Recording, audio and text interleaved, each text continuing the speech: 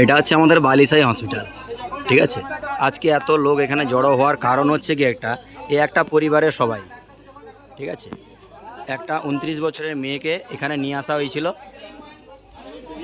আজকে পুলিশ প্রশাসন সবাই এখানে আছে। একটা 29 বছরের মেয়েকে নিয়ে আসা হয়েছিল এখানে অনলি ফর গ্যাস, আর তার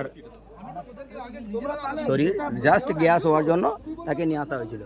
তো গ্যাস হওয়াতে ডাক্তারের মিস বিহেভ জন্য বা মিস গাইডের জন্য আজকে মেয়েটার মৃত হয়। আমি আজকে সেই বডিটা আপনাদের সামনে তুলে ধরছি।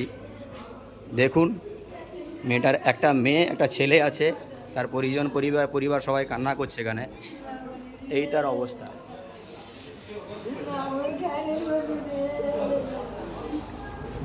বাড়ির লোকেরা সবাই কান্না করছে, তার মেয়ে বা তার পরিবারের সকলে। এই পরিস্থিতি আজকে সামান্য একটা জাস্ট গ্যাস হওয়ার জন্য বা অ্যাসিডিটি হওয়ার জন্য এতটুকু মিসগাইড করে এখানকার ডাক্তাররা।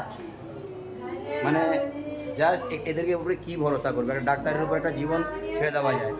এদের আজকে একটা গ্যাস বা অম্বল হলে এইটুকু যদি না ঠিক করতে পারে, এদের উপরে কী ভরসা করে আজকাল ডেটে এইসব হসপিটালে বা এদের কাছে কোন ভরসাতে আসবে?